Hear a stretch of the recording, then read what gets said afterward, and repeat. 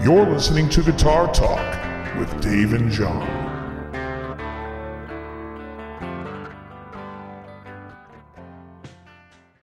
Hey, welcome back to Guitar Talk. I'm Dave. Hey, this is John. Good morning, afternoon, and evening. Whichever it is for you. Probably mostly likely evening because I think a lot of people listen to this and it puts them to sleep. Thank you. So, John, how was the weekend? Anything exciting? Yes, I had a great weekend. Nice. I had a great weekend. I had a guitar spa day, as it were. So I freshened up all my guitars. New strings, lemon oil fingerboards, polished frets, the works. It's exciting. Yeah. That sounds horrible. The look on your face. It's awful. I'm trying to think what I did. Oh, so Thursday I had a gig. We had an acoustic gig, and that went really well. It was super busy, and people loved us, and which was great. And then Friday night I had my funk gig, and it was just funny. Songs that I was like struggling, like just sweating playing. I wasn't expecting. And then stuff that I thought we were on really kicked ass. So it was a great night. We had a lot of fun. It went over really well. Saturday, I had the night off. Trying to remember what I did on Saturday. But I took the night off. And then, Saturday, our rel was still in town. So we went to grab a bite to eat Saturday day. And then Saturday night, I just laid low. And that was it. And Sunday was my cheat meal day, so I ate what the hell I wanted, which was good. Not bad. Not bad. What was the highlight of the cheat day? Town Spa pizza. Yeah, that'll do it. Yeah. Oh, it's great. How much did you eat? A whole pie? Oh, yeah. Yeah. Well, the small ones. You remember we got them. Oh, yeah. That's right. That's right. They weren't that big. Yeah. They're small. They're called bar pizza, which is it's not even, I can't even say it's a Massachusetts thing. It's a Southern Massachusetts thing. It's only in a small area south of Boston where there's probably like 10 to 15 joints that do this style of pizza called bar pizza. Town Spa, Linwood, there's the Cape Cod, Venus, Christo's, Amvets in Randolph. There's another place called Jerry's in Avon. But anyways, Town Spa is the hands down greatest of them all. Every time you list stuff as you're listing things, I always think Bert and Lonnie every time. Oh, you two are gonna make it. Lonnie, Donald and Ivana, Woody and Mia. Oh, it's my favorite bit ever. I love that. What's funny is that bit's changed. That bit's changed over the years because previously I would have said anything you'd like to keep cool. Right. But now it's Bert and Lonnie for sure. Well, it's funny. I was watching an older episode that we did and I was listing something and you just went Bert and Lonnie. And I was like, I didn't catch it during the show, but afterwards I was like, I can't believe I missed that. Outstanding. I watched the people that don't know that. Right, people that don't know that though. That's from The Wedding Singer with Adam Sandler. Right, it's the most minor bit in the movie, but it's brilliant. It's hilarious. And the other one, Everything You Want to Keep Cool, is from Tommy Boy. So I saw you made a couple of videos about Warmouth. I did. And it was weird because I saw that guy Chris made a comment about me saying that it was like you can get one for $300 or $400, and I was like, "What is he talking about? No. Maybe a neck?" Right. I think that's what I paid for the neck on, but because what happens is, like for instance, folks, if you're going, and we may as well just jump right in with some Warmouth stuff. If you're going to want to do a project relatively inexpensively. In other words, let's say you like everything on the Mexican Strat. You like the vintage bridge. You like the, or maybe you don't like the saddles on the vintage bridge, but you don't mind the bridge itself, but you want new pickups and you don't care for the neck. Then what I suggest is then you go on Craigslist and for like $250, you can buy a Mexican or $300 a Mexican Strat. Then you turn around and you sell the neck with all the tuners and everything. You sell the neck on Craigslist for like, but maybe 150. So when somebody finally gets it from you, they're probably paying you anywhere from $1 to $1.20. Now you're very little into the guitar. And then if you don't want the pickup, sell the whole pickguard assembly. Then you go out, you buy a pickguard assembly from Sigler Music, you buy a neck with the tuners from Warmouth, and you have a custom shop guitar that you want. And if you don't like the saddles on the Mexican Strat, go buy some Graphtec solid, like they come out basically just like the 510 Godos, the solid ones. And you've got yourself a guitar. And, maybe depending on how, you can go crazy with the neck, or you could just go that you want a neck shape, but you want maple on maple. The neck can cost you anywhere from $200 to $450, let's say. $200 with tuners on it, because I think the base price for the neck is $170. $157 if you get maple on maple. Oh, okay, there you go. Yeah. So $20 for the stainless fret, you're at $177. The tuners, you're at I think it's $208 or something in that area, or $220 with the tuners. And you can, and that from that point on, if you're looking at what you're getting, $200, $120 for like $600, you're getting a smoking custom shop feeling guitar. Now, what John was showing in his videos is how to make them from scratch. And anyone who's seen any of my videos, the yellow Strat that I play in my Kid Charlemagne video and several other videos, that is 100% Warmouth parts. That's exactly how John did in his video, is exactly how I made that guitar. Right. Every other guitar I have not done that way. The other full build I do, the black one with the skull on the 12th fret, that black body I bought on eBay, and then everything else I did the same. And the only reason why I did it on eBay, because I wanted it to be like a little bit, I wanted a black body Strat relict, and I found one for $140, and there's no way Warmouth's competing with that. True. Yeah. But DL, how would you know if it was a good enough and vibrant enough piece of wood to express the tone that you're after? Exactly. Yeah. Yeah. No, that's a killer deal. There's also a website called the Stratosphere. Yeah, where you can get parts for a pretty reasonable price as well. So the Stratosphere guy, whatever he's doing is he's buying all brand new guitars, and disassembling, and just completely parting it out to everybody. Yeah. But you're talking like American bodies with paint on them for under $300. Yeah, I mean, it's a great deal. Yeah, that's better price wise than what you're going to get with Warmouth with paint on it. Right. The difference then is, I mean, what you're paying for is, or let me rephrase that. What you're getting, you don't exactly have the customization available to you because it's already done. Yes. So, but still, great deal. American standard Strat body with paint on it for under what about $260 to $290? I think I've seen the prices. Pretty reasonable. The whole thing about Leo Fender's design with and I wish some other companies would follow suit. Like I wish Music Man and G&L were parting out some stuff as well, or licensing other people to make their parts, because the G&L neck, a Fender neck will not go on a G&L guitar unless it is a 22 fret that comes all the way out to the end, not an overhang. So they are different necks. Leo changed the design for each company. But the thing about that guitar, the whole system, is you are able then to customize your instrument and make anything however you want to make it. Unlike where you buy a Gibson, you're basically, that's the guitar you're buying. Right. And the other plus thing to the Leo Fender design, when Leo first designed the guitar, it was, if you wanted new frets, throw the neck away. That was his whole, he was not really into doing the frets again. In fact, he would lacquer over the frets just to think like, when the frets wear down and you file them down to the bottom, get a new neck. That was his idea. I mean, it was a very disposable type of guitar.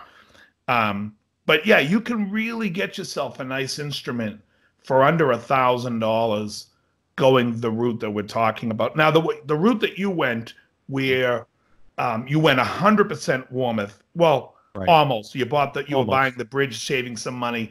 But for the most part, my yellow guitar, including the case, cost me about $1,400 at the end of the day. All Okay. in, under $1,400. Did you put finish on the neck and everything? It's the where the logo is. It's sprayed like a clear poly coat, and anywhere else on the neck is gun oil. And you did the gun oil? True oil. No, I had the guy who assembled it do it. Got it. Either way. Okay. Yeah. Yeah. Yeah. I think the base neck finish charge from Warmouth is $80 for like the satin lacquer. Right. And I think I even mentioned in the video my last maple neck, the one that actually has finish on it. I did the finish for it. It was a true oil as well. Sure. But yeah, save that money. I mean, if you can. Well, the other thing is, if you want to go, you can operate a rag and a little bit of sandpaper, you're golden.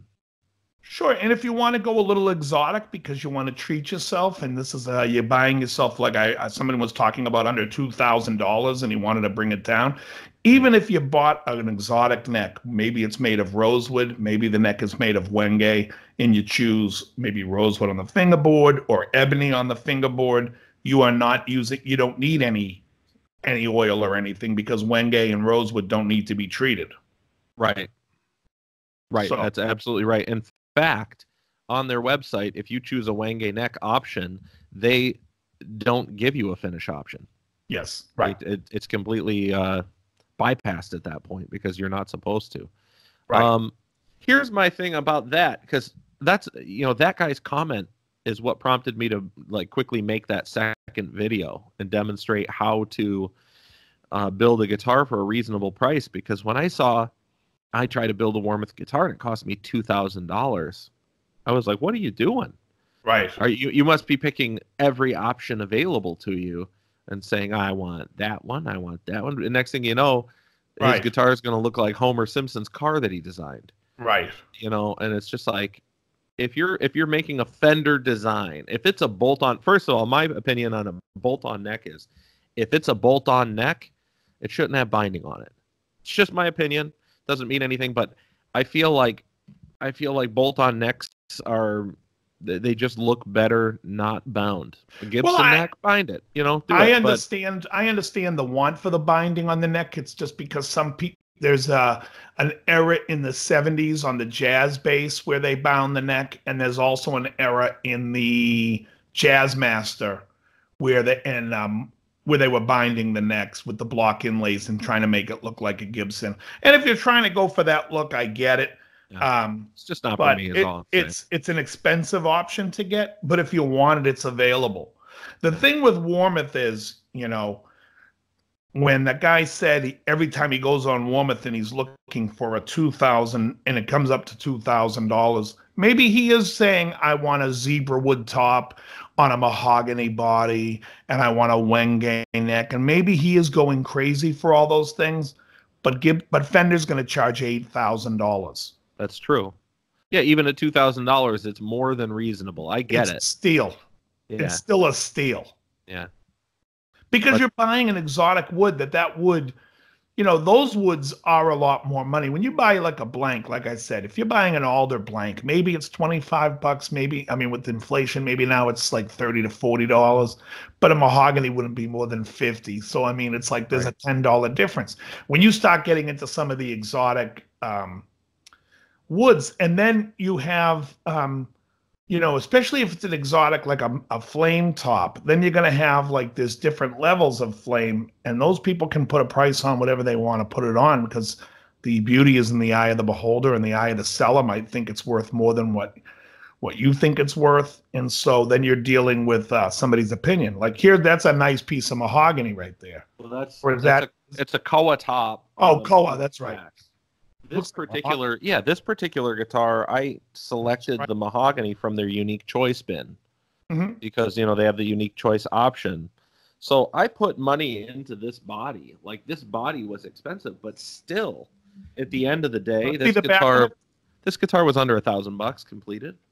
Yeah. Mahogany back. Oh, that's mahogany. There it is. Yeah. Yeah, Koa top. This guitar, I think where I saved money on this guitar is I did the body finish myself, and the body was finished in, I used pore filler, and then I used gunstock oil or true oil, and I think it was like 12 to 14 coats of gun oil. It looks nice. Yeah, it turned out great. It's got the Wenge neck, so you don't have to put anything on the neck. Right. Yeah. And then it's got the Seymour Duncan pickup, so you never have to plug it in. Thank you. It's the Duncan Saturday Night Special. Oh yeah. It's it's a real low output 70s kind of humbucker. It's I think they rated it like 7.25 K. Wow. Yeah, that's a low output. Nice. Yeah, sounds good though. It sounds, even though that's not really the output. That is generally you can tell. The resistance. Yes, it's the compression resistance that you're gonna hear. The gain you're gonna hear. The output will be measured in millivolts, everybody. So you know. And there's not many companies that really will tell you the output. DiMarzio is one of the only few that'll tell you what the millivolts are, and that's how hard it's going to be hitting the amp. But the other numbers are for basically the resistance that's in the coil, and that gives you an idea of compression. And I mean, it also is good to know where the wire they're using is, and so I know on that Duncan they're using 42 because that's what Seymour uses, and so it's going to have a Gibson sound. I'm sure it's a nice pickup because the pearly gates that's measured in the low eights is a nice pickup from Seymour as well. All right, I'm going to do a quick. Well, especially if you're using mahogany. If you're using mahogany, it reacts so much better. Folks, if you're using mahogany, the magnetism of the pickup is squared. No, I'm just kidding. It's conversely proportional to. I don't know. Folks, you've been sold a bad bill of goods. Oh, so this thing has an Alnico 4 magnet. Oh, a 4? An Alnico 4 magnet, yes.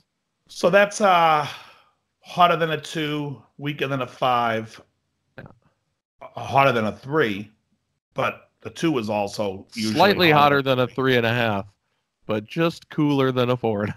Right. The Alnico 3 is not enough. The Alnico 5 is right out. That's a good sounding pickup. I'm looking at their website right now. I don't see them advertising a millivoltage at all. Yeah, no, I don't think DiMarzio. I don't think Seymour Duncan does. So Alnico is aluminum, nickel, cobalt. Right. And it is the materials that are made to make a magnet. Now, you can have magnets made out of ceramic. You can have them made out of aluminum, nickel, cobalt.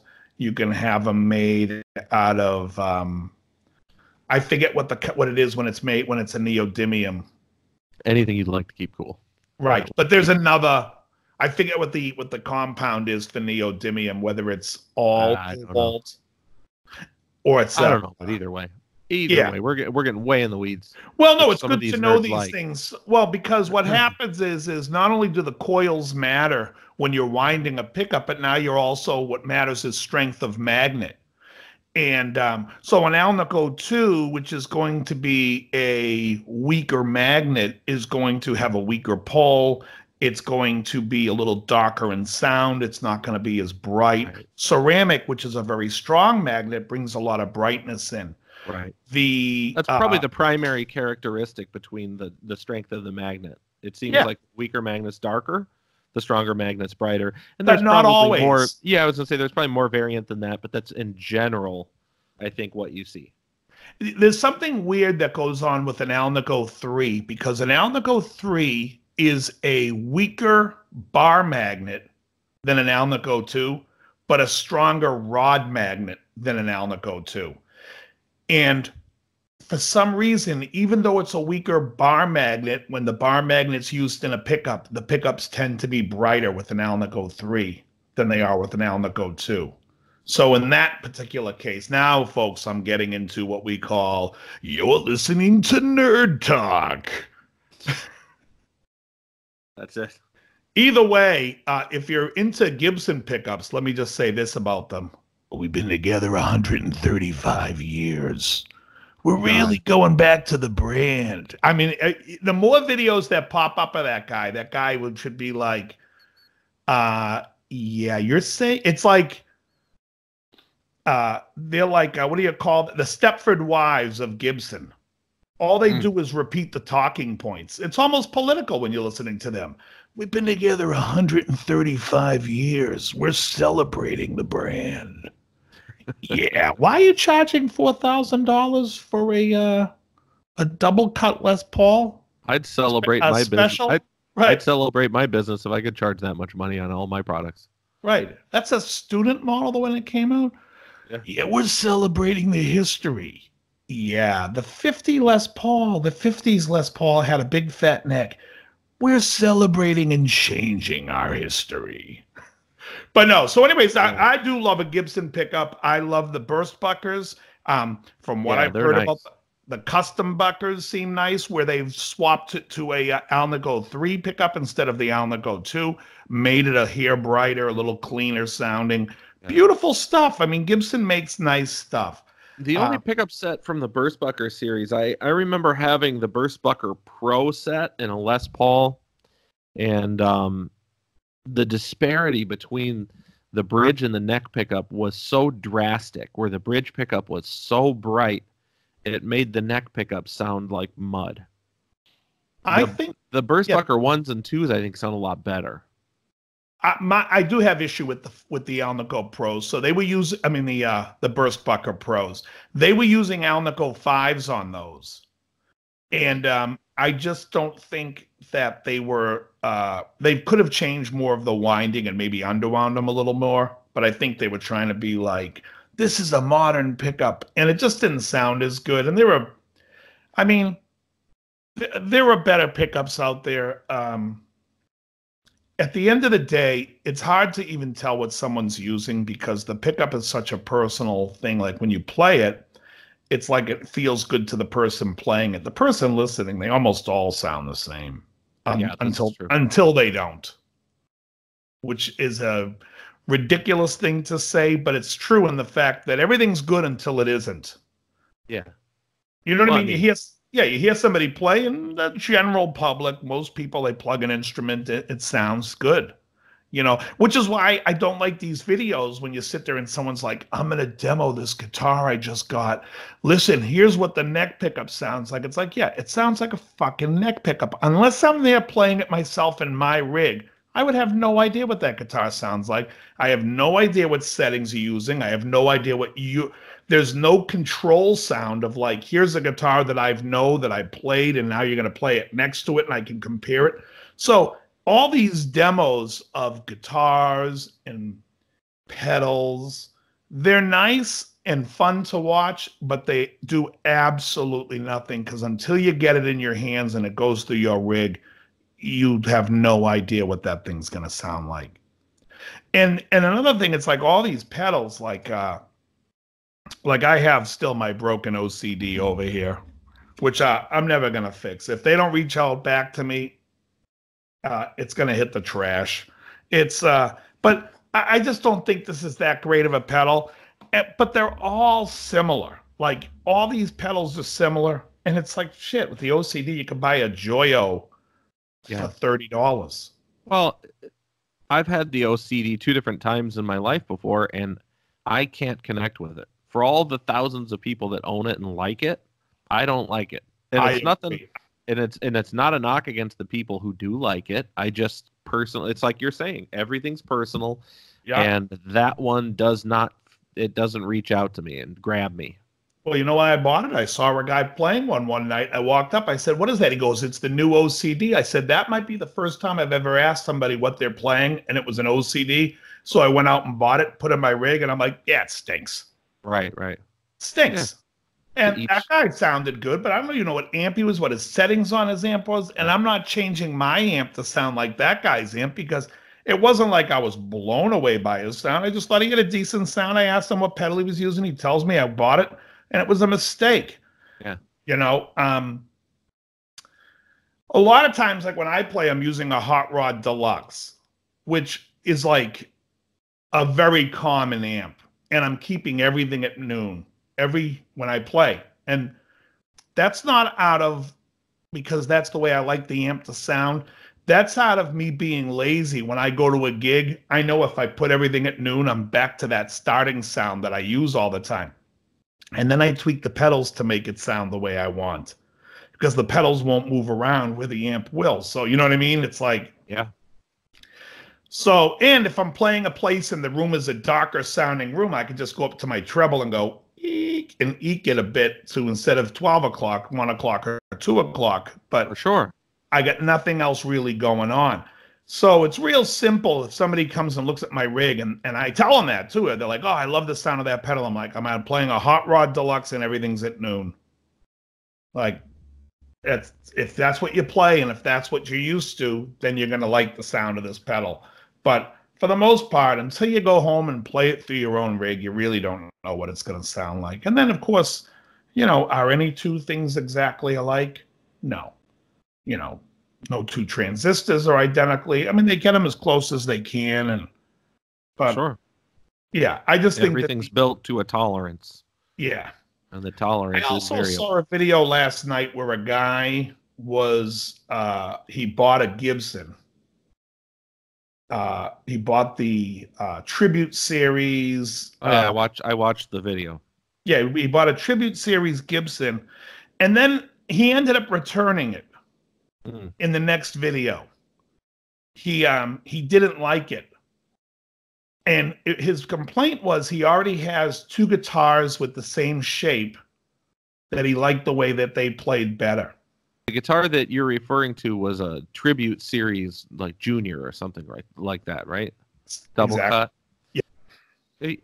How many low-end versions of a Junior do you need?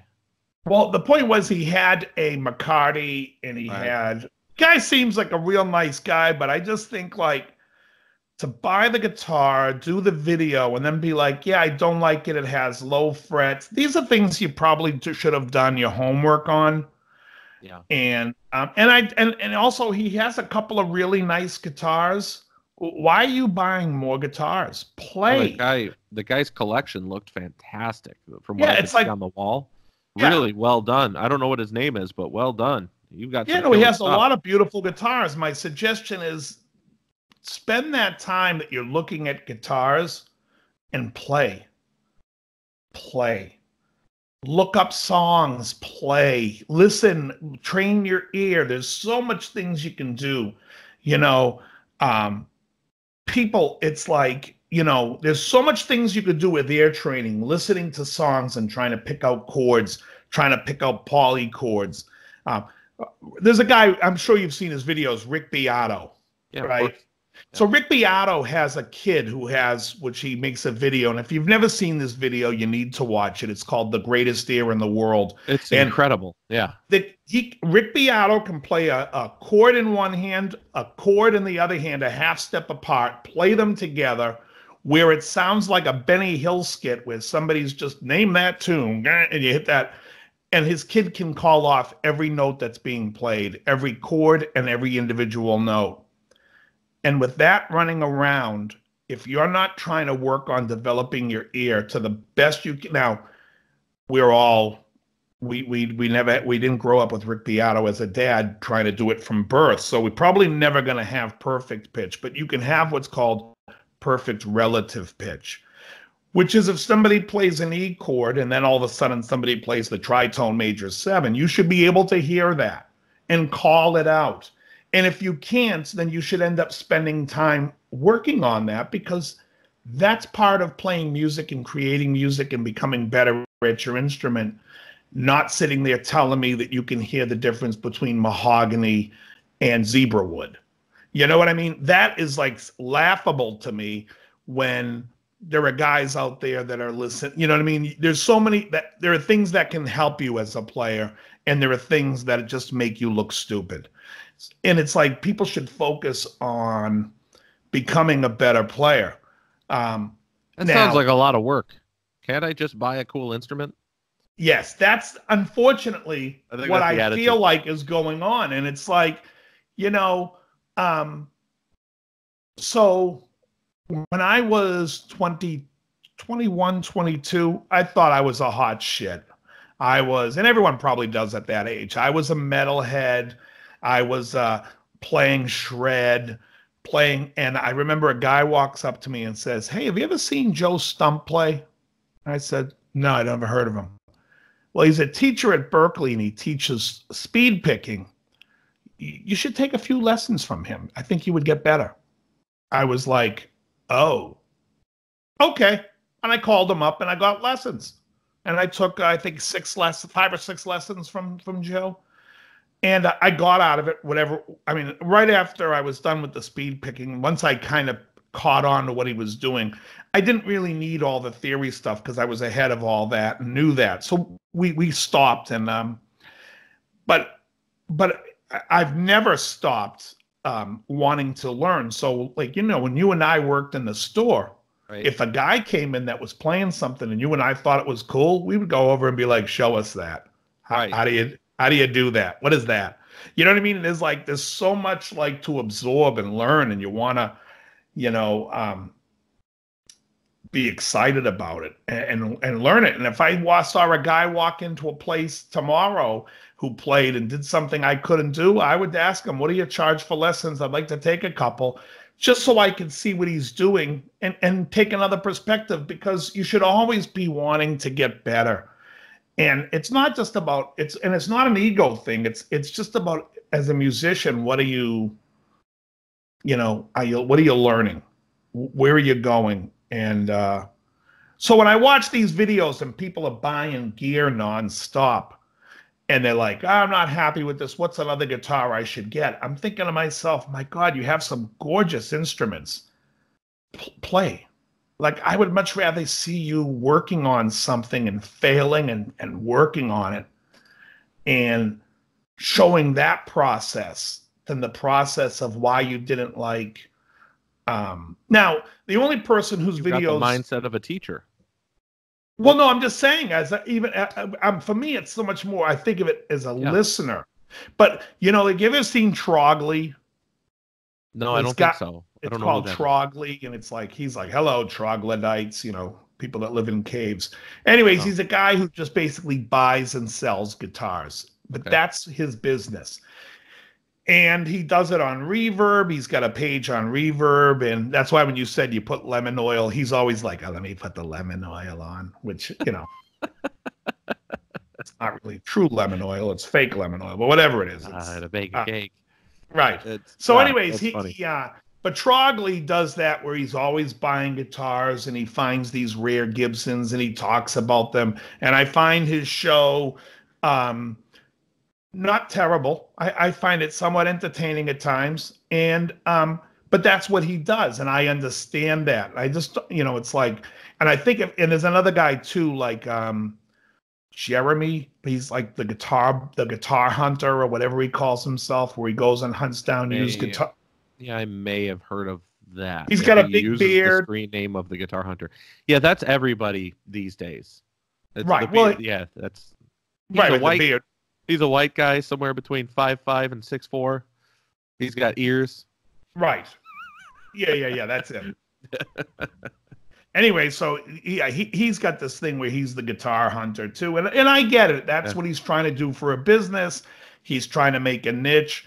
I just think, on my show, you're not going to see me review much stuff because I just find it to be like there are a lot of guys out there with just reviewing stuff constantly, and it's like it's all the same. Some of them do it exceptionally well. And I'm not talking about the guys that are like, "All right, listen to me play now." But there are some guys that do it exceptionally well.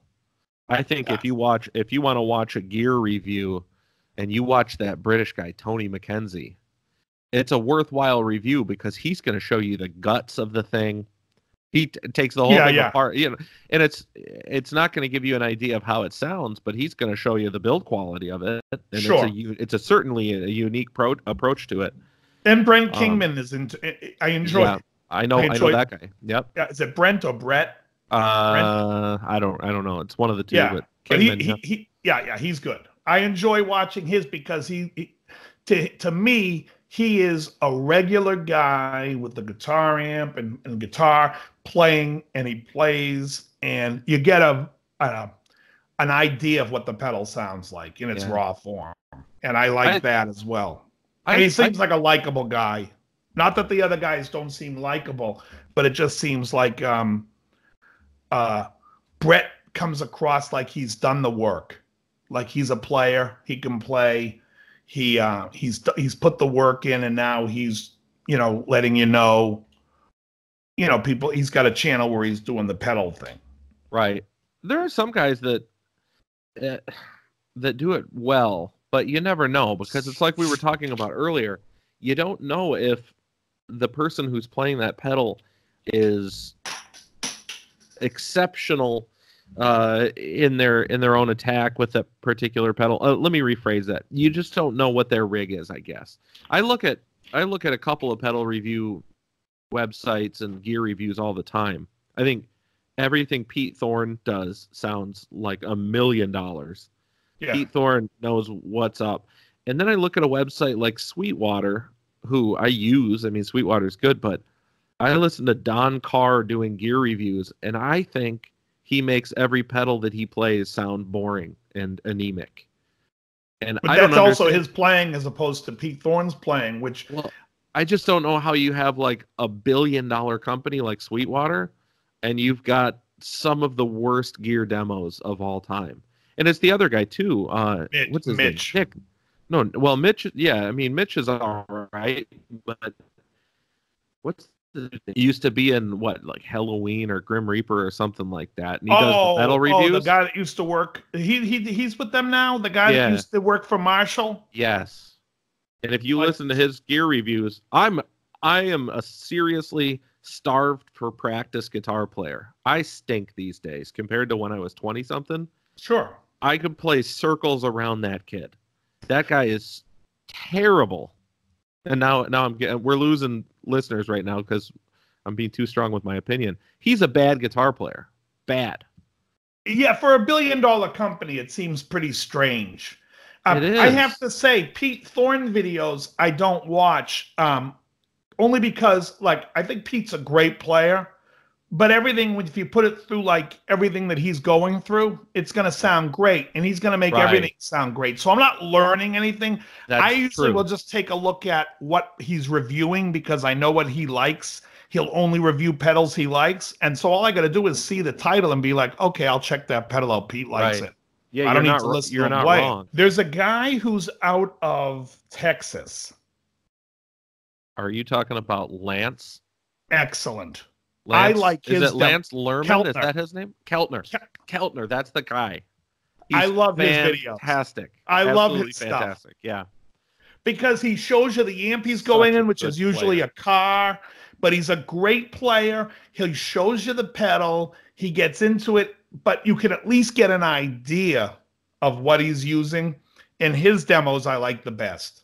Yeah, he's really, really good. I appreciate what he does too. Yeah. And for what it's worth, I appreciate what that Schnobel guy does. He's not my favorite player, but I like the fact that when he does a demo, he'll introduce you to multiple amplifiers for the same demo, or multiple delay pedals for the same demo, just to give you that comparison. Here's my issue with Schnobel. Hey, John, I wonder what that pedal's going to sound like if I sit there like this and just strum an E chord slowly and annoyingly. I feel like when he starts playing, I'm in prison and I'm just chalking the wall going, all right, there's one strum. I'm going to count the strums. This guy, he buries me, that guy. Because it's like there's no play. It reminds me of the people who talk about sustain on a guitar. And they're like, oh, I changed my bridge to I went to 100% titanium for added sustain. Do you think and they don't really mean sustain. They just want the guitar to vibrate more, but that's not what they associate that with sustain. But if we're going to sit there and talk about sustain, we don't play the guitar like this. Strum, strum. That's We funny. play where the notes are constantly moving. They don't have really a lot of time. If you look at a piece of sheet music, there's very little time you're going to see where it says, now sustain the note for 20 seconds. Oh, you need a titanium bridge for that. So it's like, you know what I mean? It's like music isn't played like that. Music is a bunch of notes, except if you schnoble. And then it's played like that. You tell the conductor, hold on a second. Hold on, I got to upgrade my bridge for this part. Yeah, right. It's like, and then there's the other guy from Canada, Clark, whatever his name is, or no, Kent something. I don't know who that is. And he does the same as Schnobel. It's like, here, there, like Schnobel, it's like, here's the E chord. Thanks. Now I know what that pedal sounds like on chords I'm never going to play like that. Do you remember probably 10 years ago when this whole thing started? It's longer than 10 years ago, but when every time somebody wanted to demo a delay pedal, they immediately started playing an edge-like thing where you get that, you know, the spank back on everything, and they all played that same sort of thing, and they're like, listen to this, and it's just like, oh my God. Right. I would rather listen to the bloom of a delay when Schnobel just goes jing, and it goes boom, boom, boom, than hearing somebody go, just like, well, to me, I'm so over that. I'd rather not have even, to tell you the truth. The other thing is when all the pedal guys first came out, everyone's like, oh, and here's this distortion, and listen how it cleans up.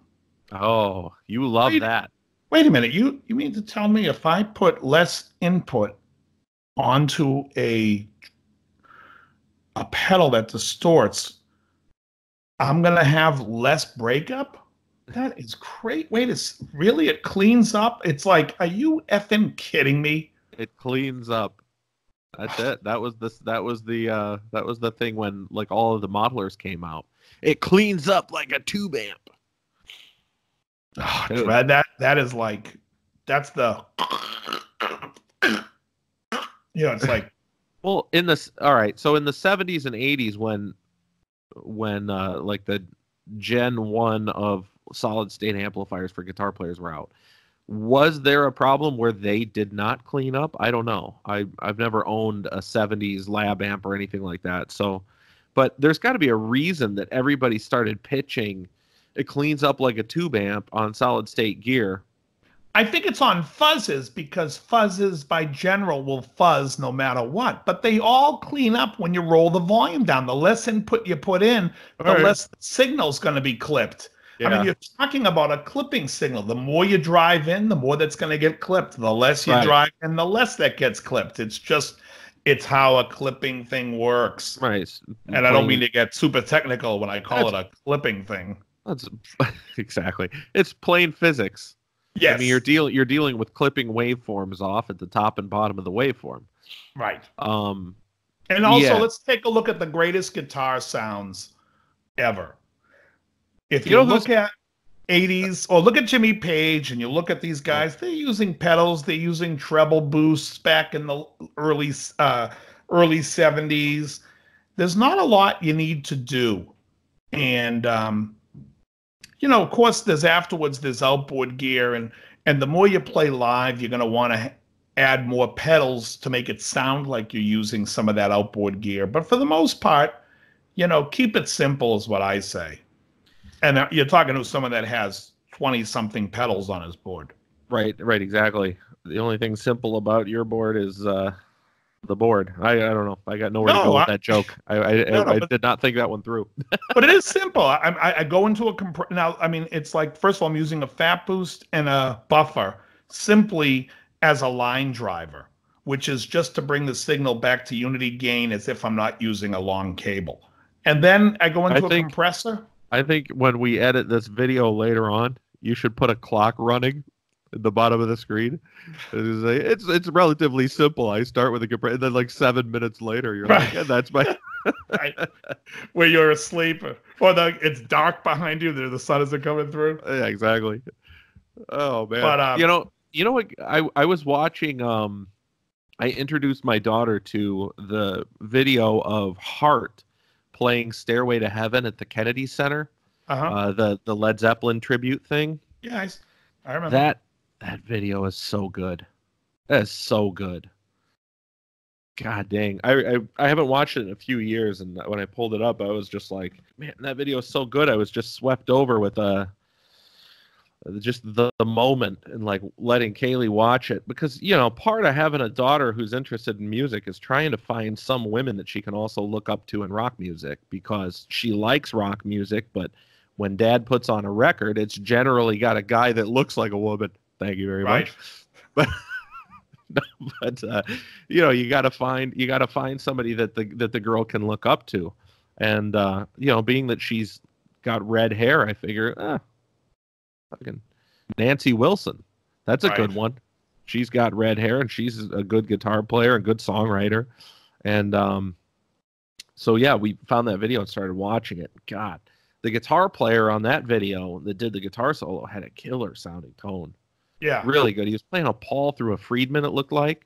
Probably a BE 100, considering it was a large box Marshall style head. But man, you talk about guitar tones. That guy's tone sounded great in that video. Really well done. The better the player, the better the tone. You don't say. No, and I mean that, like, it's funny because, people, how many people are like, oh, I want to sound like Stevie. Yeah. Let me tell you, here's a guy that teaches blues. Go take some lessons. But, some guy who's got a natural feel can get on an amp and be like, oh, that sounds awesome. Like the whole thing with Dumble. Everyone's like, oh, Larry Carlton, blah, blah, blah, Dumble, blah, blah, blah, Dumble. And it's like, yeah, before Larry used the Dumble, he used a 57 5E3 circuit, 57 Tweed Fender. They both sound like Larry. Larry sounds phenomenal on everything. He's going to sound phenomenal on anything. You could plug him into a Roland Jazz Chorus, which is a great sounding amp, and he's going to sound fantastic. You can put him on, what's the worst sounding amp we can think of? A Randall RH100 or whatever that head was. The one that Dimebag played on Cowboys. Oh, it's awful. But there's you roll that gain back, who who sounded terrible. Right, you roll that gain. Well, that's only because his preference for tone is terrible. Yeah. But you roll that, if you roll that gain off and made that amp play clean, Larry could get good sounds out of it. Larry. Yeah. Larry. I'm sure he could. Hey, Larry. I ever see the Curb Your Enthusiasm where the blind guy's like, Larry, isn't my girlfriend gorgeous? And Larry's like, But the guy's blind and the girl told the boyfriend that she was a model, but she clearly isn't. That's fantastic. But he's like, Larry, don't you think she's gorgeous? He goes, I love the honesty. Larry. My buddy Chris sent me a video clip. It's like a brand new video clip, something that Andy Timmons is doing. That guy's got some tone, man. Yeah. He's not my favorite. He'd be a household name if he had songs, too. Yeah, he doesn't have songs at all, but the guy's a hell of a player, and man, oh man, could he have good tone. It's almost... tastiest tones I've heard lately. It sounds great. Some guy made a comment on one of our videos, and he was saying about, like, we were talking about the 90s, and he was like, well, I don't hear 80s music. And I'm like, a lot of the 80s was generally affected by Eddie Van Halen. When Van Halen came out, like, in 78, by 81, everybody in the LA scene wanted to be Van Halen. So you had bands come out that was like Rat. You had Warrant. You had Poison. And all these guys were trying to be the party band that Van Halen was to them a few years earlier. Yep.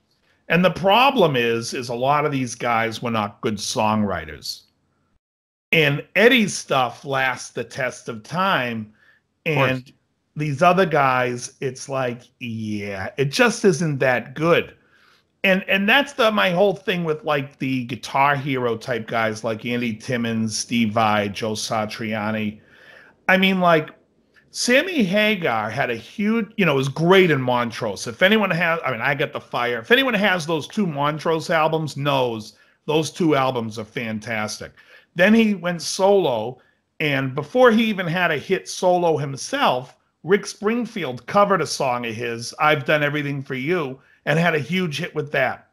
Then Sammy came into his own, had those two great records, Standing Hampton and Three Lockbox, which are fantastic albums, just riddled with hits. I'll fall in love again. All those great songs. Then he joins Van Halen. And again, fantastic songs. That Van Halen career with Hagar, those three or four albums are phenomenal. Phenomenal. Now he joins a band called Chickenfoot with Satriani. Horrible. Horrible. Although in fairness, the album that he did before Chickenfoot was also not very good. It wasn't bad. Voice of America? Marching to Mars or whatever. Ugh. I guarantee if we went song for song, that against Chickenfoot, the Chickenfoot album's going to be way less palatable. Maybe. Did we go to Rush? Did you and I go see Rush? Bad tasting dishes, if you ask me. Did you and I go see Rush? At the Universal. At Universal, I think it was the Gibson Amphitheater at the time, and it was they did the Moving Pictures album. Yeah, I was there. And at the end of the show, they were walking up to everybody. You want Chickenfoot tickets? They're $20. They couldn't give them away. I don't remember that. Oh God, I don't know if I saw that guy. Yeah, but they had posters everywhere, and they were like, "Well, for this show only, if you want to go see Chickenfoot, it's $20." Yeah. And I'm like, look how desperate this place is. $20 to get. Yeah. I mean, I just think that Satriani, you can't put him in a band situation and have it be good. I think Satriani, somehow or another, I guess, I know he didn't start it, but I think that he, in some ways, is responsible for the popularity of like that short generation of like instrumental guitar player heroes, because he had Surfing with the Alien, then all of a sudden Vi's out doing stuff. No, Vi was out way before. Well, with Zappa, but he wasn't doing instrumental records. Flexible is out before. What year was Flexible? I don't know, but did it make any waves? I'm too young to know exactly the impact, but I kind of feel like Satriani's such a big name in that industry. My point is, whether I'm right or wrong Vi here, hit it first. My point is Satriani. I don't get him. I don't think he's particularly. I mean, he's a good guitar player, but he's not better than anybody else in that genre. And I don't think that his tone has ever been good. We've talked about Vi's tone. I also don't think Vi's tone's ever been good. Satriani has a way better tone than Vi. You listen to Surfing with the Alien, and it sounds like it was recorded on a transistor radio. It's horrible. Not good. No, real bad. I think, what was it, The Extremist, the one where Andy Johns produced it? I have to say, Summer Song and Summer Sausage. When did Yngwie's first album come out? That was way before 84. Yeah, it was before. What? And when was Satriani's? 87. 86, I think, for Surfing with the Alien. I think maybe 87. You might be right. I think it's later. I think, and at that point, Malmsteen already had three or four records. Everybody hates Yngwie, even though that was groundbreaking. Who else was doing what Rising Force did? That was unbelievable. But I don't know. I don't get Satriani. I don't think I ever will. I had, like, when I was like 13 or something, I think my mom or somebody got me a Satriani record because I was starting to play guitar and he was like a name. I never got Satriani. Well, I don't get any of the instrumental guys, the Andy Timmons, the Satriani, the Vi. I don't get any of it. Were you into Demiola or anything? I was as a young kid, but that's who's buying young guitar players and people that are listening for the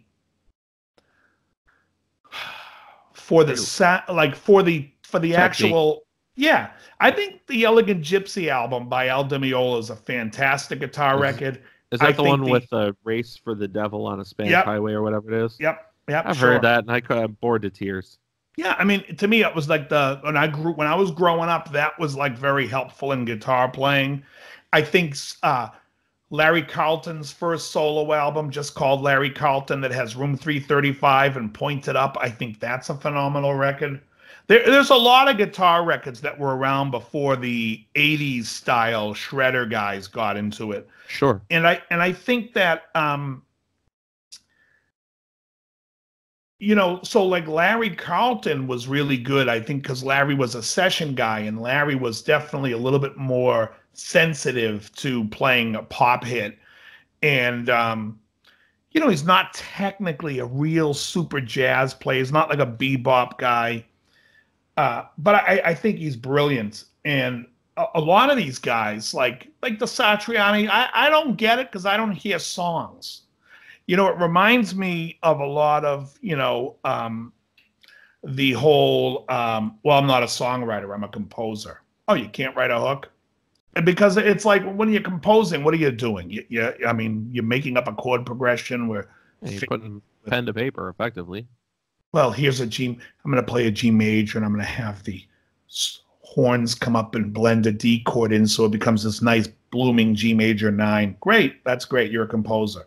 Write a song. Songwriting is tough. It's like when you think of like lately, I've been listening to a lot of funk, and when you think of what Nile Rodgers and Bernard Edwards did, they basically came out as a funk band writing, songs. They had Luther Vandross was doing some of the vocal arranging, but they had these brilliant songs, really catchy. Mm-hmm. And when they had their first taste of success, all of a sudden now they're asked to help write and produce for Sister Sledge. So now they write We Are Family, He's the Greatest Dancer, huge hits, Thinking of You. Big hits for Sister Sledge. Now that's a big band. Now Diana Ross wants to do an album. They write Upside Down. They write I'm Coming Out. They basically wrote and produced those albums. And it's really Chic, the band Chic, on every one of those albums, with just plug in the singer that's whose record it is. In fact, if you look at those records, it'll say written and produced by Nile Rodgers and Bernard Edwards, and then the list of musicians will be Nile Rodgers, Bernard Edwards, Tony Thompson on drums, and the 2 or 3 keyboard guys that they have playing piano, and then any, but they really were onto something there. When I tell people that it was all those guys doing all those songs, they're like, no, that was Sister Sledge. It's like, yeah, it's Chic. It's the same. They wrote and did everything. Right. And they were on, of course. Sounds like what Toto did a little later on. Toto does the same thing. Gamble and Huff out of the Philly era, and Tom Bell and Linda Creed out of the Philadelphia soul stuff, like the stylist. Bert and Lonnie. Woody and Mia. It has to fit. How many times I've looked for that clip on YouTube? I can't find it. I want to insert it. That's funny. Oh, you two are gonna make it. But no, seriously, there's like, I get it. The writers are what people. There's a great video with Desmond Child talking about his writing and him writing songs, and it's funny. He says he met Aerosmith, and they played a song for him called "Cruising for the Ladies," and he's like, "This is awful. You guys are in your 40s and you're singing a song Cruising for the Ladies. It sucks." And Steve Tyler was like, well, initially I called the song Dude Looks Like a Lady. And he explained the story to him about seeing Vince Neil in a bar. Right. And Desmond Child is like, that's the song. That's a hit. Right. Cruising for the Ladies, not so much. Dude Looks Like a Lady, I love it. And, but it's great to see. If you could look for the video, it's a video on Desmond Child talking about songwriting. It's very cool. So speaking of songwriting, obviously, I wanted to hit on the new Dream Theater record because a lot of people really like these guys. And we were talking about guitar tone, and now we're talking about writing. And I think you and I would agree they're not exactly the world's best songwriters. They don't write a catchy tune. They write an 8-minute tune, or right. At a minimum. Now the new record came out last week, and I'm pleasantly surprised by it. As like the 13-year-old in me, who grew up listening to Dream Theater and loving all that stuff, really liked some of the ideas, because for the last 10 years they've been trying to make heavy metal records, and they stink at metal. They're not a metal band. They're a prog band, and when they were in what I would call their peak form, like the early 90s, everything was very epic, and I think you used the word majestic. Yes. And it's certainly not something to pick up chicks, but it's got a vibe to it, and I always liked that part of Dream Theater. This record reprises some of that, and there's some of this stuff that's really old school prog on it, and it's really majestic. But the guitar tone on the record is probably the best guitar tone I've heard them do ever, period. It's better than their prime. You took a minute to listen to some of it? I listened to the two songs you suggested, Paralyzed and Barstool Warrior. Right. Now, the songs are not, I mean, you're not... There's no song. Neither song has a song there. You're not going to put them in rotation. I will say this. So when prog rock started, and we're talking about the late 60s, early 70s. I mean, you can't get any earlier than 1970. You take a band like Yes, and they have songs like I've Seen All Good People. Right. And you have all those different sections in the song. But if you take it to the basic of the song, there's a song in there. Yeah. And that song in there is really nice. And you can do it with Roundabout. You could take an acoustic guitar and just sing the proportions of Roundabout. It's nice. And you can take songs like Close to the Edge and You and I. And those songs have a beautiful melody and arrangement and chord progression. And it's surrounded by this, pardon if you will, orchestral sounding rock band. Yep. Beautiful, beautiful stuff. The Dream Theater stuff is all, and I also want to say, the same goes for Rush. When you listen to a Rush song, when you get to the melodic part of the song, you get the treat. You get the payoff. When you listen to Dream Theater, you get to the hook of the song, and you're like, this hokey thing is what you've built this whole thing around. Like Paralyzed, to me, I was like, this sounds like if a 14-year-old wrote that hook, I would be like, that's an awesome start. Now let's make this a real song. And that's what they're basing the whole song around. And it's like, this is not a strong enough compositional, just a little ditty to write this grandiose, it's like with all sync, it's like, it's a lot of fodder. Yeah. Which is like far more interesting than the actual hook. So when you get to the payoff of the song, you're like, oh. Yeah, you're waiting. You're waiting through the melodies to get to the fireworks, and it's probably not the best way to write a song. That guy's guitar tone though on this record is just unheard of. It's unbelievable.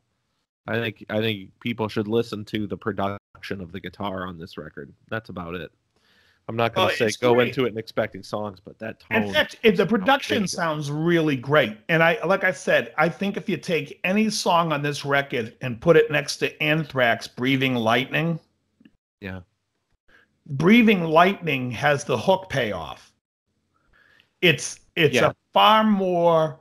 Now, if they've done their last two records are perfect metal records. Oh, they're great. So good. And it's amazing because if you would have asked me what I think about Anthrax in the 80s, early 90s, other than The Sound of White Noise from the early 90s, I'd say Anthrax is not my favorite band. So when Spreading the Disease came out with Anthrax, I was like, this is a really cool record. And then nothing else I liked until of Sounds of White Noise with John Bush singing. Right. But now they've gone back and they got it. They're like, you know what? And I think they always kind of knew it, but they weren't produced very well and they weren't structured that well. I think that was their problem early, is that their engineering and production always was second to like Metallica and Megadeth. They didn't sound that good. The record is like... Right. They never sounded... they never expanded to a nice, until they got the Sounds of White Noise. Right, and that was produced, that was polished. Right, that's the album with Only Moonlit. Yeah. Yeah, I love John Bush. But Right.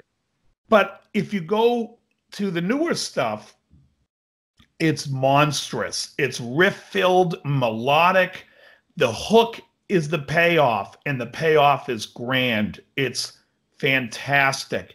And if you took like just half as good of that and put that as a hook to a Dream Theater song, Dream Theater would actually sell some records other than to its fan base. Right. You know, you can always tell how good or how many people are reaching by just asking the average person if they've heard of them.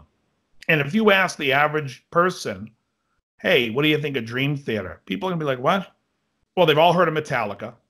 Maybe not Megadeth, but they've all heard of Metallica. So Metallica at some point transcended. Although I'm not a fan, I have to say, I think Kirk Hammett's one of the worst guitar players.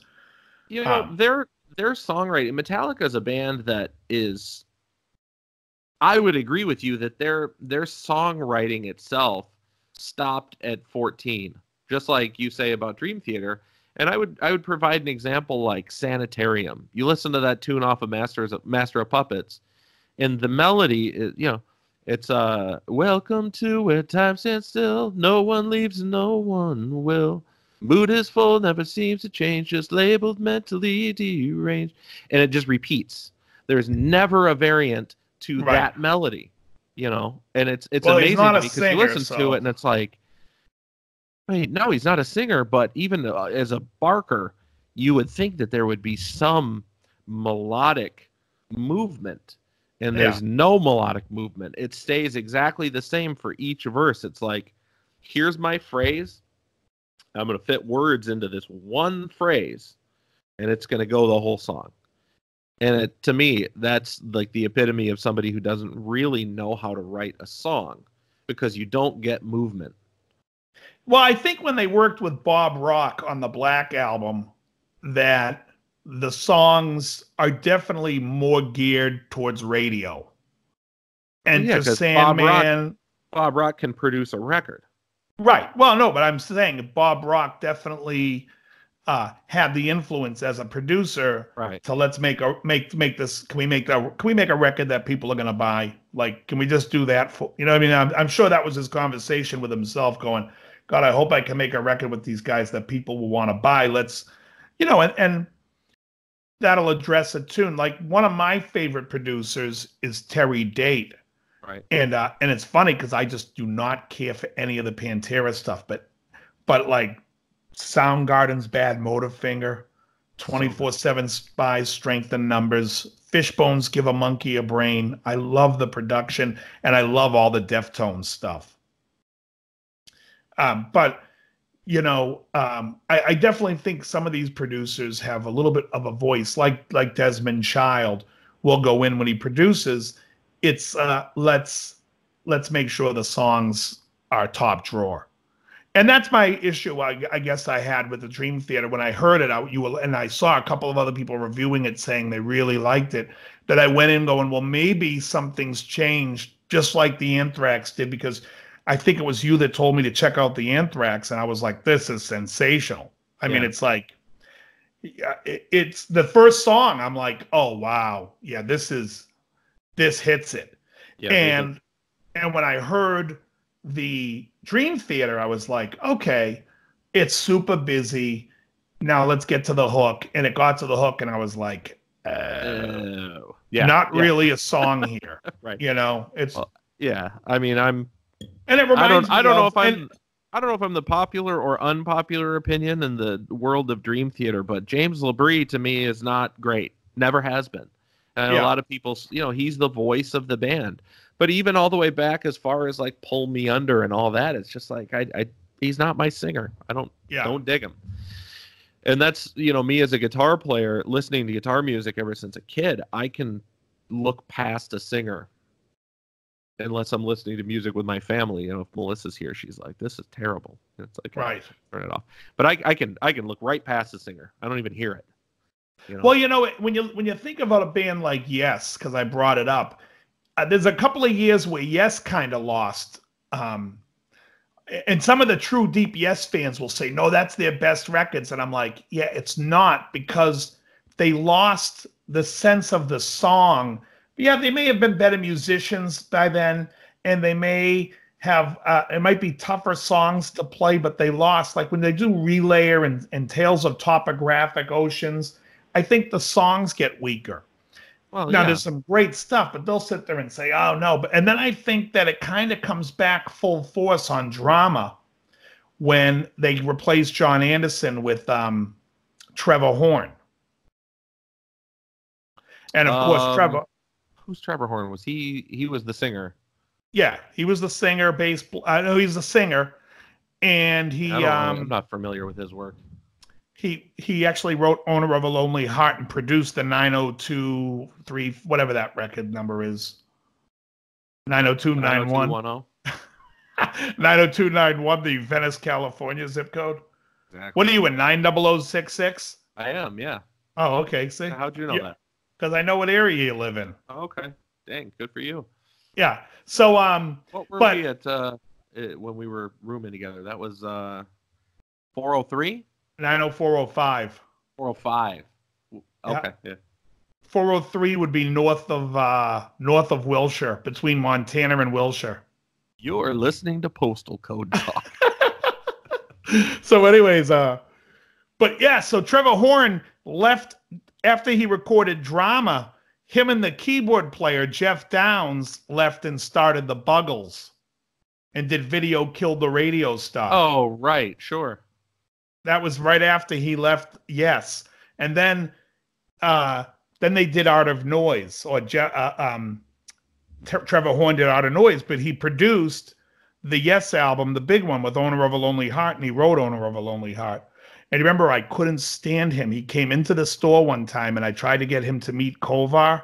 I'm like, Kovar is such a huge fan of Drama. And he was like, yeah, I'm not interested. That was 100 years ago. Mm. And I was like, get out. I did. I was like, where's Spiewak? He goes, he's coming over. I said, why don't you go wait for him? He's one of those guys, huh? Jerk. That sucks. Yeah, just a jerk. You know how many people in this world would love to be remembered for one thing? You know? Unbelievable. You make something that influences somebody, and instead of being able to like be humble enough to say it's touching, to me that I was able to create this piece of work that made somebody else smile. You should be able to relish in that, but instead some of these guys are definitely like, whatever. What about what I did lately? You don't know what I'm working on now. It's what you do lately sucks. Right. Yeah. You know who was awesome? Peter Gallagher came into the store. I'll mention two people. Is that the guy with the big eyebrows? Yes.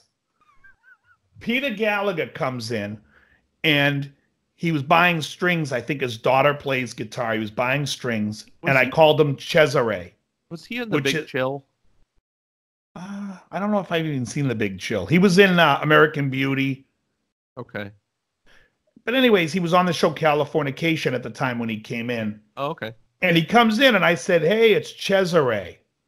And Cesare was his name in the movie The Idolmaker, which was from 1980. It was his very first movie. He lit up like a kid, and we started talking Idolmaker, just everything going on in the movie, how excited he was to make it, I told him how much I love that movie. And I'm telling you, this guy lit up. He's like, I love it too.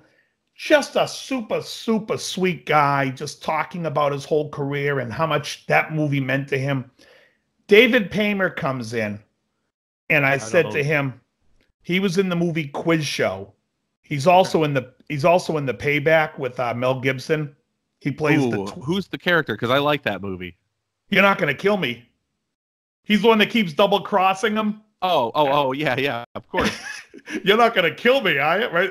He's the one in the cab that says that. So David Paymer comes in, and I'm like, I think he was asking me a couple of questions about guitars. We were talking about a customer that comes in that is his neighbor that told him to come in. And I said to him, hey, how'd you like to get your own panel show? And he just starts laughing. We start talking Quiz Show. He's like, I love the movie. I was so thrilled to be a part of it. But genuinely the nicest guy, period. Great. And I just can't believe, because I'm bringing this up again, because Trevor Horn was such a dick. And I'm happy to say it on the internet. Trevor Horn, you are a dick. There I said. And we'll see you next week, everybody.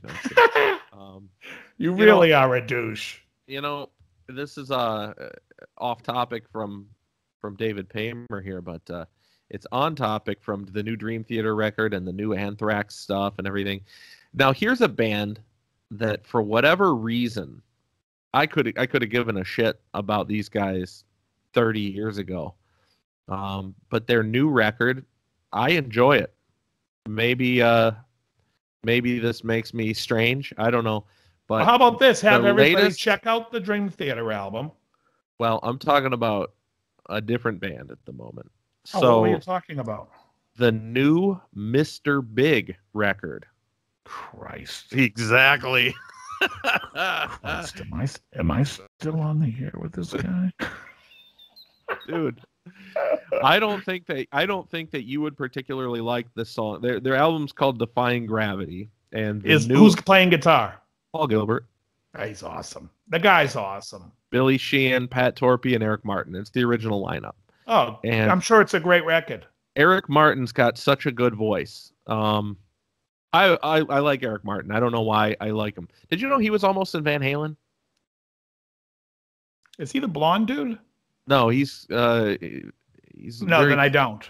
Very feminine looking man. Apparently, in '84, he had his first demo with Columbia, I think, and Eddie Van Halen and the agent called him in for a tryout. Wow. And he said that Eddie basically said to him, like, your songs are terrible, but your voice is unique and I like it and I want to try you out. And apparently Eric didn't even believe that it was Eddie, and he kind of blew it off and he didn't prepare because he was like, this is just one of my friends fucking with me. And ended up going in and falling on his face. He said, wow. He said, I couldn't get over my nerves and I didn't get anywhere with it. But I thought that was a pretty interesting story. But I like the guy's voice. I think he has a good voice. It's good. In fact, real bluesy sounding voice. How you can always tell it's Eddie Van Halen, folks, if Eddie Van Halen ever calls you, is it sounds just like Casey Kasem. Did you ever hear Eddie talk of those? Like, if you watch, oh yeah, listen to this. It sounds like, and that guitar was my Frankenstrat. That's hilarious. And that bridge was a Floyd Rose. He has the exact, and the funny thing is, if you watch younger videos, he sounds like a high-pitched version of Casey Kasem, which is Shaggy from Scooby-Doo. I'm being serious. Hey, Scoob. Hey, Dave. Oh, that's funny. Oh, he does. He sounds just like Casey Kasem. Past 18 years in the network and in syndication. How many of you know the show Scooby-Doo? Well, there's a character that I play on that show, the sidekick of Scooby-Doo for the past 17 or 18 years, and his name is Shaggy. And Shaggy would like to say a few words to the young people out there, all right? And he's always talking about his good buddy Scoob, his old friend, his old pal, his old dear buddy. You know, they just sit there and then they clap at the end. They're crazier here than in the States. You put it through the tuning peg and line it up, not down. So that it was straight into the peg instead of and so the break angle. If you look at old stuff, I always have to keep my hand there because if you hit the string too hard, it would pop out of the nut. And then I put 3-in-1 oil in the brass nut, and the grooves were bigger than they were supposed to be, but that's the only way it could slip and slide. So he's got a radio voice. The guy should have his own radio show. Lee Roth got a radio show, but anybody who has any brain would have said to Eddie Van Halen, we want you on the radio. Maybe. You're listening to America's Top 40. I'm Eddie Van Halen. It would have. He would have probably made a lot of money doing that, just as well as every other part of his life where he made a lot of money. That dude's a winner, you know. Is Refugee, and that person is Tom Petty. Christ. Oh, he's great. If I remember, are you the one that said you don't particularly like the call and response songs? Not when every song is a call and response. I think I made a reference to, what were we talking about? Because I said every damn song was a call and response. Or was that you saying it? It could have been me. Oh, no, it was me. It was me. We were talking about King's X. Oh, right. Yeah, it was you. You son of a... No, okay. So this new song, Defying Gravity from Mr. Big, is definitely a call and response song. You get the lyric, and then you get like the little melodic guitar part. It's very much a rock song. You know, it's like a big chord. Like the verse starts out, it's like a big G chord. Bah, you're born with the heart of a true believer. And then big chord and another one. Right. But Sure. it's not going, you know, the one thing I would find really This boring. is a song for the broken hearted. Oh, that Bon Jovi song bugs the Christ. Wow. Oh, it's rotten. That is the epitome of a call and response song that I hate. Well, I'm thinking like, okay, take a call and response song like Still of the Night from Whitesnake. That one's fantastic. In the still of the night, I feel the wolf crying. Yeah, that's a great one. And then the drums go you know. This one is not the whole band laying off. The drums are staying with the beat. Yeah. So you get the big chord, but the drums are still on the beat, so it doesn't feel as convoluted. I don't know. It doesn't feel as much like the Whitesnake version, but I don't know, man. I got to admit, like, for years, like, you know, the last 20 years, I would have never thought that a band like Anthrax or a band like Mr. Big or any new rock band, for the most part, I was always like, bored. But there's been a handful of things that have come out where I've just been like reignited about rock music. Like the other one that Billy Sheehan did, terrible name, Winery Dogs, did with Richie and Mike Portnoy. They sound great. Super good. And it was like, really great. I've been saying Richie should be singing for a long time. And he's great. Got a hell of a voice. Great. And he's an unbelievable player and a good guy, just a real good guy. You know, talking about like these 80s bands that I hate, I'm going to bring up an 80s band that I loved when they came out. And I still think they're underrated because I think they have the best songs of the 80s. Night Ranger. You could still rock in America. Oh, yeah. All night. Fantastic. Night. That whole record. Sister Christian's on that album. Oh, we got a visitor. Oh, yeah. She's bugging me. Sister Christian's on that album. The first album, Dawn Patrol's fantastic. The third album, Four in the Morning, is really good. I think their first 3 or 4 albums by Night Ranger is completely underrated, with 2 phenomenal guitar players, but also great songwriting. Yeah. They had great... Gillis was in Ozzy's band for a brief moment, and was that before or during the Night Ranger era? I think that was during, right? Because that was right after Randy Rhoads died. So it was 82. Right, and it was the what is the name of the record, the Randy Rhoads tribute? Because I think he's on that. Right, he finished the tour for Randy. That's all he did was finish that tour, and they made a live album out of it. But he finished that tour. He was, and I don't know if Night Ranger was around then. I don't know what year the first album is with Eddie's Coming Out Tonight and Don't Tell Me You Love Me. But I'm gonna guess and say that was. What grade was I in? I was definitely in high school. I want to say... Don't Tell Me You Love Me. That song is so good. It's fun to play, too. I'm going to guess that was 83, I want to say, but it might have been later. Let's look that one up. Ooh, quick whip around. I love it. My guess is 83, but for some reason I'm thinking 85, but I would say that's when Sister Christian came out. Let me take a look here. Let's see. Don't Tell Me You Love Me. I'm going to go to 82. That's my guess. Really? I'm going to go 82. I'm probably wrong. You're right. Is it? 82. Okay. Oh yeah. So yeah. This was all during so he played with. Anybody that's in the band with another guitar player should play that song. That's a fun song to play with 2 guitar players. Both parts are different. Both guitar players get a solo. That's a ripping song.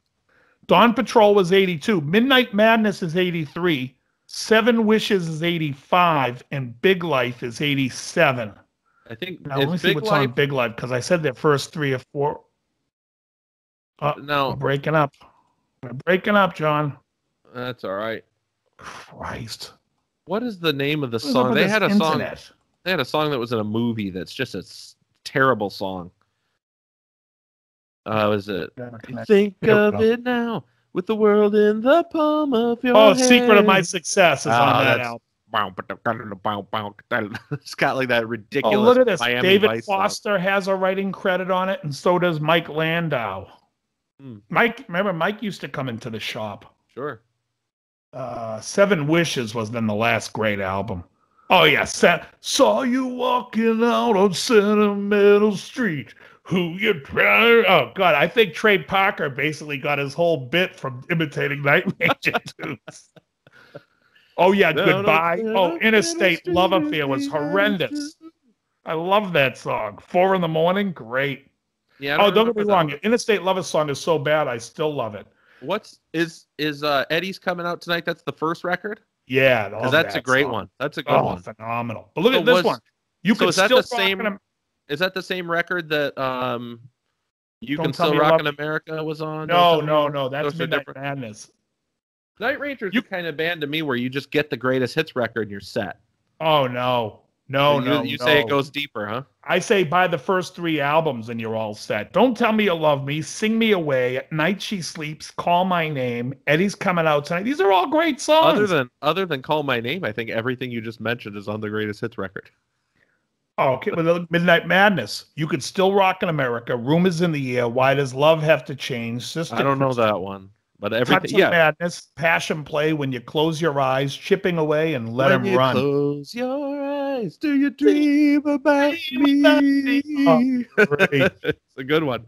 Yeah, that band was really good. And I didn't know Glenn Hughes sang backing vocals on You Can Still Rock in America. The melodic guitar playing is that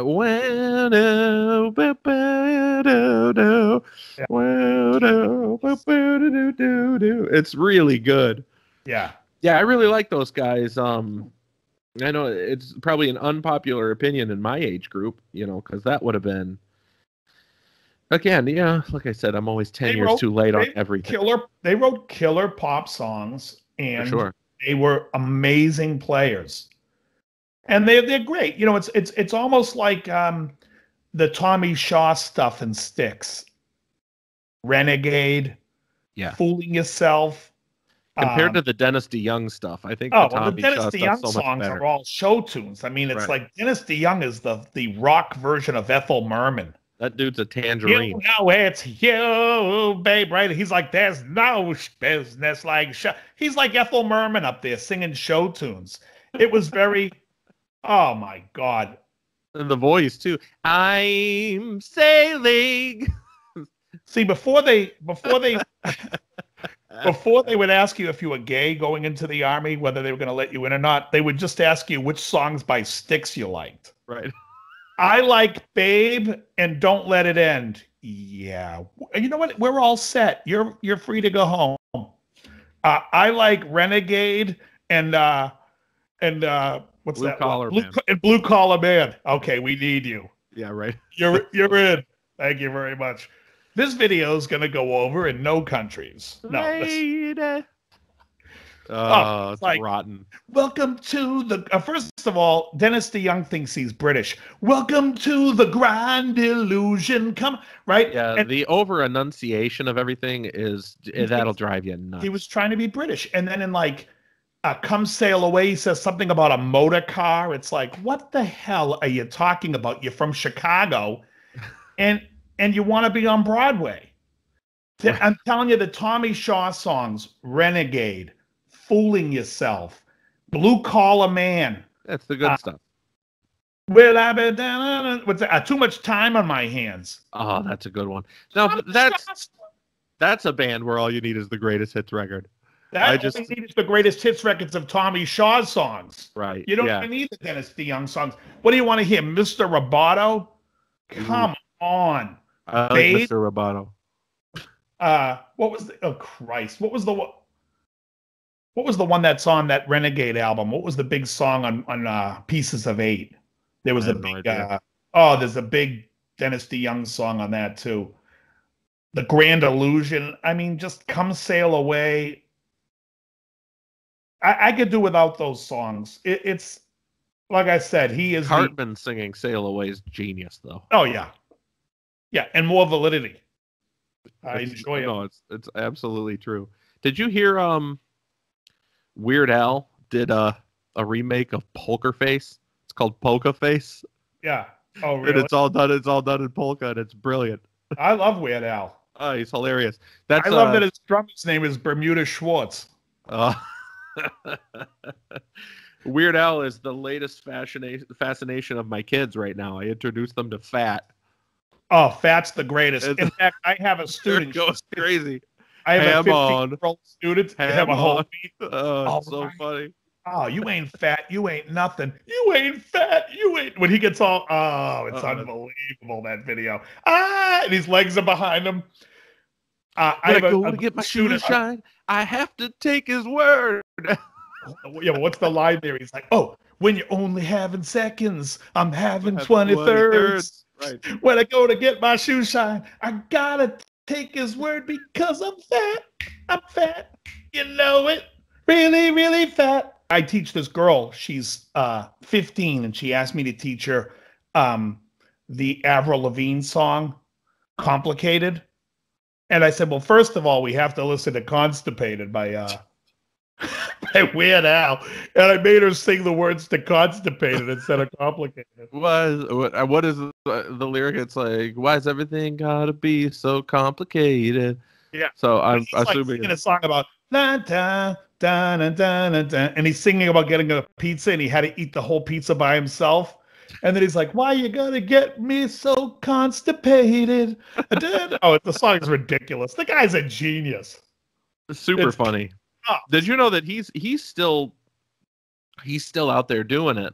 Oh yeah. All these years later. I just discovered last night that he does the theme song to Captain Underpants.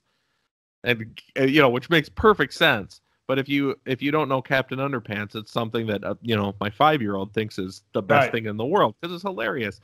Right. But I'm watching this episode of Captain Underpants, and I hear the song come on, and I'm like, "That's Al." So I looked it up, and sure enough, Weird Al Yankovic. I was like, "Yep, that's the guy." My favorite thing is in the movie UHF when the David Preval comes in and he plays the mafia guy, and he's going to stop busting heads. And there's a noise in the supplies closet. He goes, hey, there's some people hiding in here. And he opens the door. There's 4 Chinese guys in kung fu outfits. And they go, supplies. Oh, UHF is unbelievable. Oh, I always think of that when I think of supplies. Supplies. When he's in the helicopter going, and everything's blowing up. It's so good. He chews up the bullet, spits it out. Genius. It's super he really funny. is funny. He also does there was a song that I saw that he did recently, and it was like a brand new song, and he had all kinds of celebrities in the video. It was like a newer song, but I think Mark Wahlberg was in the video, and there was a lot of people that were in the video that I was like, oh, like they were all like really getting involved in these songs now. It might have been a Katy Perry song. I can't remember. As well, they should. I mean, you got to give it up to the guy. Oh, he's brilliant. Funny as 40 years, and he's been doing this, and he's killing it. Right. I feel like for a few years, people were getting pissed, and they didn't want him doing their songs. I remember there was the whole thing with Amish Paradise, Gangster's Paradise. Coolio didn't want him to do the song, and there's record companies getting involved and making a big stink about it, but at this point, I feel like it would be an honor. Your song is so big that Al's going to make fun of it. Brilliant. Yeah. Oh, yeah. And, there's nothing better than Fat. It's definitely, that's probably the best. I like it better than Eat It. Yeah, it's way better. It's brilliant. All right, Dale, you got to listen to Defying Gravity from Mr. Big and tell me. All right, I'll check it out. I will check it out. And everybody, check out the Dream Theater album. Let me know if you love it like John does. Comment on the tone. It's the tone. More tunes. God, I love Cartman. Who writes a better song, Dream Theater or The Grateful Dead? Ugh. And with that, We'll come back to you with an answer next week. I think the only song palatable by the Grateful Dead is not even written by them. It's Alabama Getaway. Other than that, I cannot listen to them. There you go. All right, let's wrap All right, it up. very good. All right, everybody, very good. We'll see you next time. That was fun. Catch you later.